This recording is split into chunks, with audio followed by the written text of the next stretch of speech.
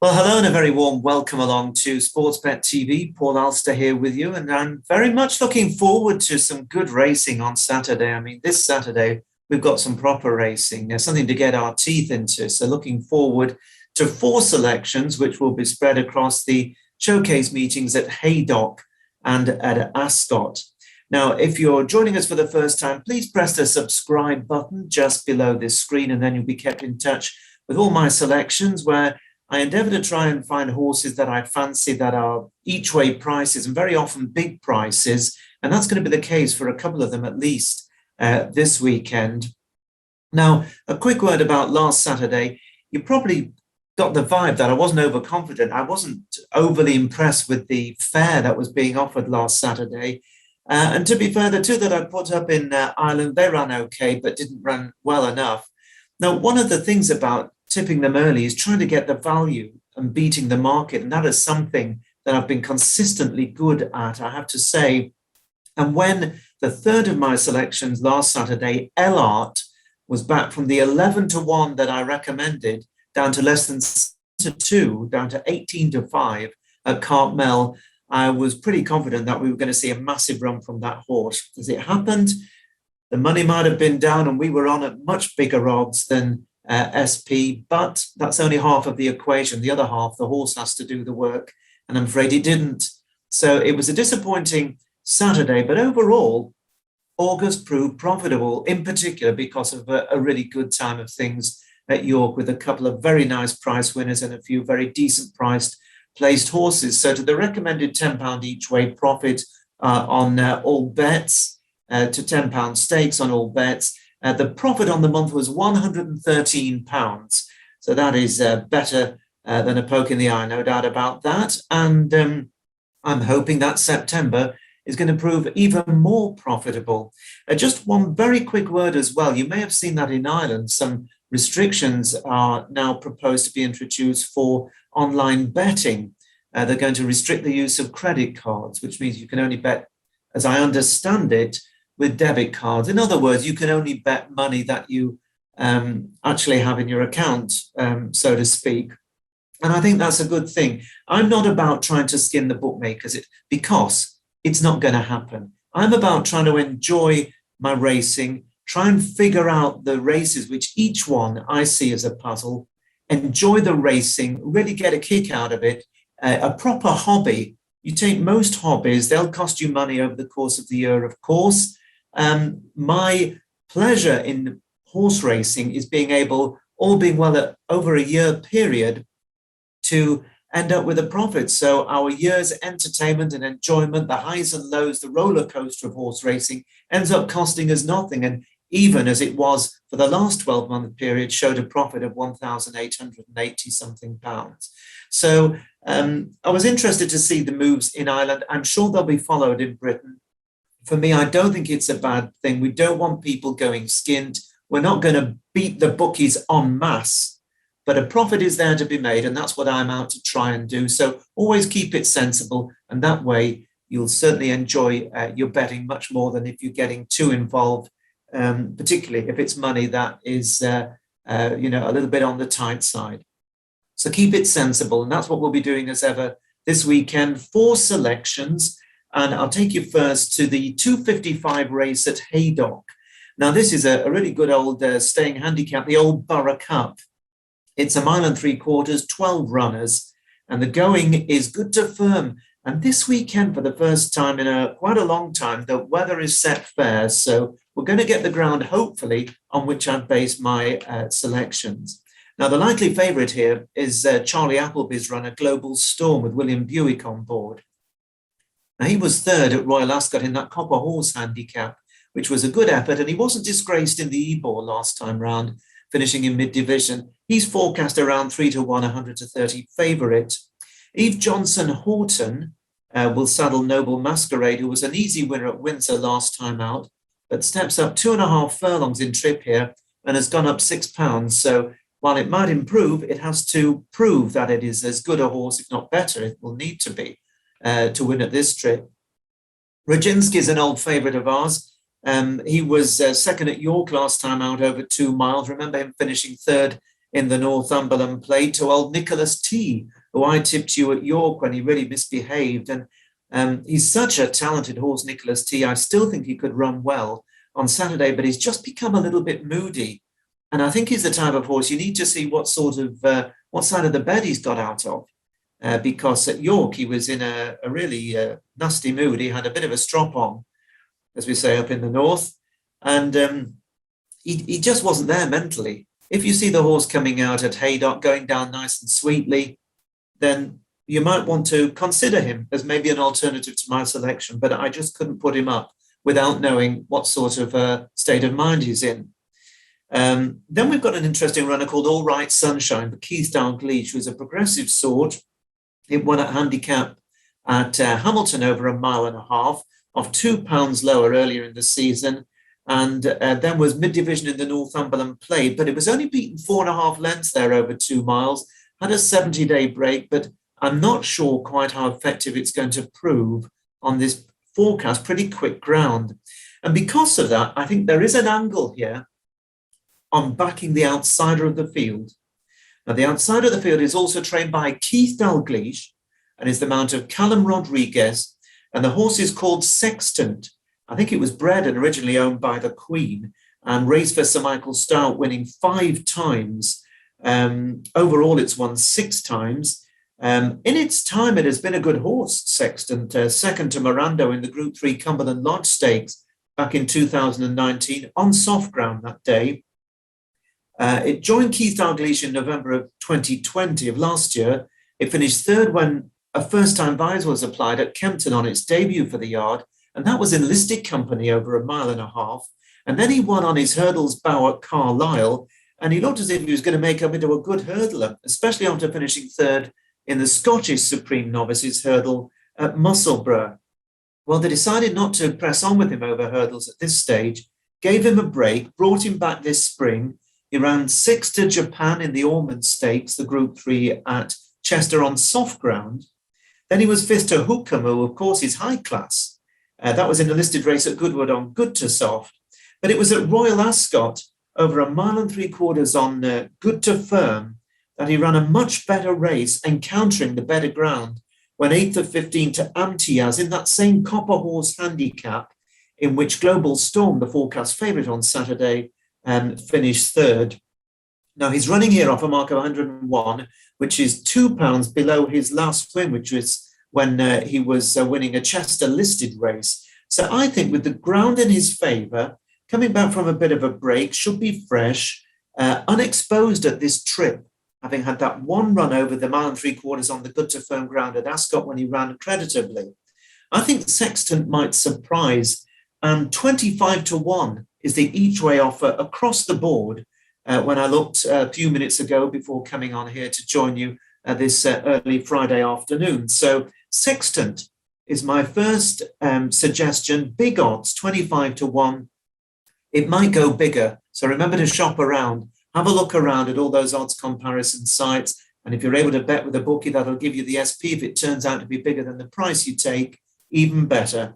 But I'm 25 to 1 each way. Sextant, I think, is a fair price in the 255 at Haydock. And then I take you on to the big race of the day at Haydock, one of the great sprints of the year, the Group 1 Haydock Park Sprint, 6 furlongs, good to firm ground, 11 runners. It's due off at 3:30. Now, it is top class, this race, and we have a pretty much top class horse in it. And that is the July Cup winner, Starman, trained by Ed Walker. And I do think that he is going to be hard to beat. He's got everything in his favour. There'll be horses that are going to probably give him a lead. He loves the fast ground. The trip is perfect. The flat track is perfect. He's around an even money shot. And really, if you had to have one horse running for your life in this race, you'd probably be wise having Starman on your side. And he is going to be tough to beat. But he's only flesh and blood. And we all have off days. And who knows, he might get blocked. The luck of the run also is important. And I'd rather be backing each way at a decent price than playing even money as Starman, even though, as I say, I think he's going to be a tough nut to crack. Now, he holds the likes of Creative Force, who was 5th behind him in the July Cup running, Art Power, who was 4th, Glen Shields 6th, Gareth 8th, and Chill ninth. That race really is the go-to race for those looking at the form book here on the July Cup. Now, the ground is going to be a big factor because they're not forecasting any rain. There should be a bit of sun about. There's a breeze. It's already good to firm on Friday and the times are on standard. So I think they're going to be pretty much rattling quick. And because of that, I've been looking for a horse at a price that will handle quick ground, is in form. This is the right trip and comes from a yard that are doing well at the moment. And the horse that fits the bill is a grand old timer, SUMMERGHAND. SUMMERGHAND is trained by David O'Mara and is the mount of Danny Tudhope. He's won 13 races in his career, all of them, without exception, at 6 furlongs. This is his trip, never mind 5 furlongs or 7 furlongs. It's 6 furlongs he loves, and 6 of those have been on good to firm ground. And this horse really is right back to his very best. Remember last year, he won the Stewards' Cup at Goodwood under a decent weight on good to firm ground. And he really has hit a purple patch this season as well, because he ran a little disappointingly in 1 or 2 of his races in 2021 after winning the all-weather champion sprint in April on the all-weather track at Lingfield. He beat Oxted, last year's July Cup winner. He beat him in the Group 3 Aberdeen Stakes on good to firm ground at Newmarket in the spring. Then he was 4th to Starman in the Duke of York, the Group 2 in May, but that was on good to soft ground. He was well beaten at Royal Ascot when he missed the break, and you can ignore that run. And for whatever reason, he just didn't run his race in the July Cup behind Starman, and Connection said at the time you can just rule a line through that. He then decided to go and try and defend his crown in the Stewards' Cup, but the ground came up soft. He wasn't disgraced, he finished 12th, but it will have kept him absolutely spot on for his next run, which was last time out. And did you see him at Newmarket recently? Listed company, 6 furlongs, good to firm ground. He absolutely bombed in. He won very, very easily, beating a good horse called Tabdeed by 2.5 lengths. And on the evidence of that, if he's in the same form Saturday afternoon at 3:30, he's got a chance of at least running into a place, SUMMERGHAND, and who knows, with these quirky, talented sprinters, if things drop their way, if the cards fall right, then he could go well. Now, when I picked him out Thursday evening, there was some 33-1 available, and I got a bit of that. But that's gone. The 28s went. There's 1 firm left at 25. That's Bet Victor. Bet Victor are going 25-1 each way. Others are going 22-1, 20, and even some going 18s. I think they're picking up on the fact that conditions could really suit SUMMERGHAND, and he is a value each way alternative to the hard-to-beat favourite Starman. So 25-1, if you can get it, SUMMERGHAND each way in the Sprint Cup at Haydock 3:30. I take you on to my third selection, was across at Ascot, where there's also a very good card on Saturday. It's a very tightly knit 7 furlong handicap, the 345. The going is forecast good. It may just quicken up a bit. And there are 11 runners in this 7 furlong contest. Last time I had a look, it was 5-1 the field. And that tells its own story that this is absolutely wide open and you can give a chance to just about all of them. And amongst those that were to the 4 in the market was the recent Windsor winner Via Serendipity, who won well. Cliffs of Capri around the 6-1 mark, always runs a decent race at this track. Top Secret, well, he's been runner-up in his last 2 outings at Newbury and at Newmarket of late.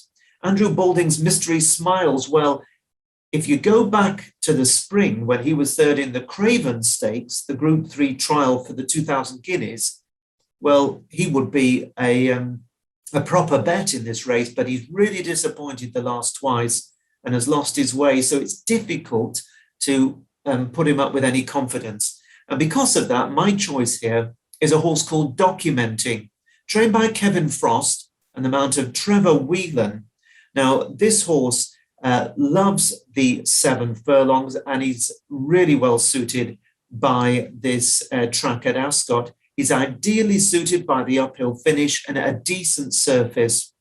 Now, He's running into form and was a very good third, just beaten 3/4 of a length last time out at Doncaster, showing that he's beginning to find his form after a few quiet runs. And he's now back on the very same mark as 12 months ago when he won this very race. He came through late, joined them at the furlong pole, and then stuck on really bravely to score. I think they've probably had a mind to come back to this race and been working backwards from this race all year. And at 8-1 each way, I would say that Documenting has a big chance in the 3:45, that 8-1 available with Bet Victor. When last I looked, there's also plenty of 15-2 around with other firms. So Documenting is the choice at Ascot in the 3:45 Saturday. And my final selection takes us to a very interesting 1 mile fillies handicap at Ascot, the 4:20. There are once again 11 runners, and quite a lot of these are unexposed and open to quite a bit of improvement. And Sir Michael Stout, he has a couple in here. Sunrise Valley, who's won its last two and is making its handicap debut. So you've got to respect that one's chance. And Sir Michael also has Star Seeking, who's been second a couple of times of late, but has gone up £4 for those two placed efforts. I'm sure a lot of punters will latch on to the Tom Ward trained Roman Mist, who's hoping to complete a 4-timer. It's been in cracking form, but it's gone up a total of £21 since its first win, and this is a tougher task. So it will have had to improve quite a bit more, I think, to be able to complete the 4-timer.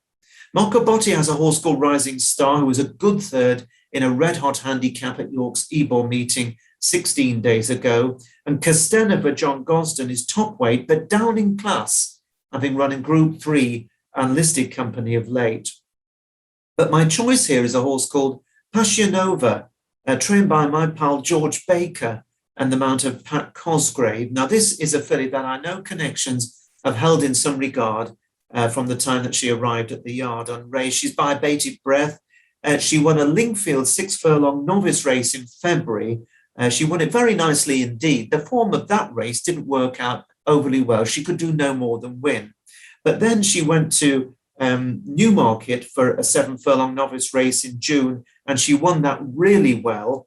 And the form of that race has worked out particularly well, with quite a few really decent winners coming out of the race.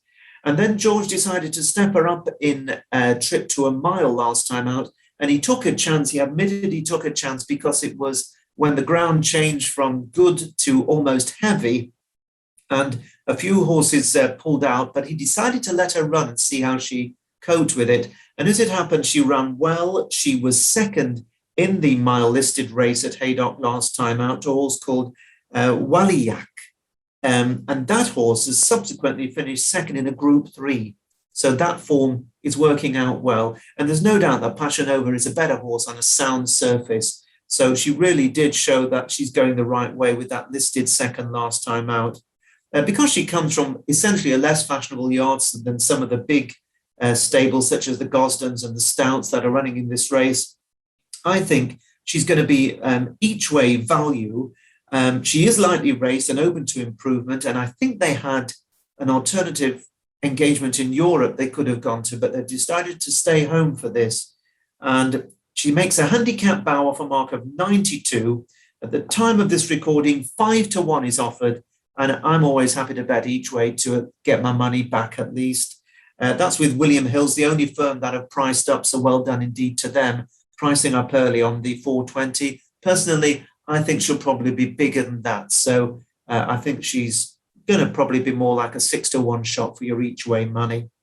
So that is Passionova, the last of my four. That's in the 420 at Ascot. So an interesting quartet there for you to consider for your singles, doubles, trebles, and maybe the accumulator or the multiple bet. As I say, keep your bets sensible. Make sure you're enjoying your racing. And remember, it is a marathon, not a sprint. And we're looking forward to trying to make the profit over the season. And this hobby of ours of enjoying this wonderful sport of racing, hopefully, isn't going to cost us anything at all. In fact, we'll end up making a bob or two along the way. So those are my choices for this weekend. Remember, if you're looking for shorter price runners, then I'm offering my thoughts these days at freebets.com on the YouTube channel. So don't forget to check that out. But for now, from me, Paul Alster here at Sportsbet, enjoy the weekend, and let's look forward to some decent displays from my quartet of selections. Bye-bye for now.